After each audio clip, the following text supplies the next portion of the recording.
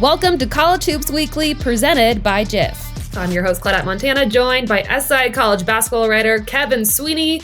We are previewing the first week of March Madness. So, Kevin, the games are set for the first round. What is a must-watch game for you on Thursday and Friday? You couldn't script a bigger coaching showdown in round one than Arkansas-Kansas. John Calipari and Bill Self. Their teams have their flaws, but I mean that game has a ton of juice just because of the coaching implications, and the winner gets Rick Pitino if we're looking for an even juicier second round matchup. On Friday, it's all about those 12-5 games. Colorado State versus Memphis should be an absolute blast. Memphis has one of the best guards in the country in PJ Haggerty, but Colorado State will actually be favored in this game in Vegas. They've been rolling of late, have won 10 in a row, rolled through the Mountain West tournament. They're a top 10 team in the country since February 15th, based on the analytics. And Nick Clifford is an absolute star. And now for our difference maker of the day. Jif makes the difference when trying to save the celery. Let's take a look at the difference makers of the tournament.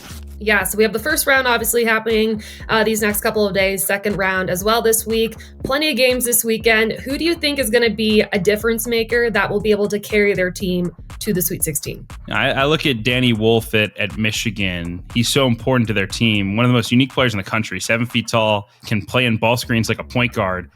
Was phenomenal during the Michigan Big Ten tournament run over the weekend. And if they're going to advance past a really good UC San Diego team in the first round, and then potentially in the second as well, and get to that Sweet 16, they're going to need Danny to show up in a big way.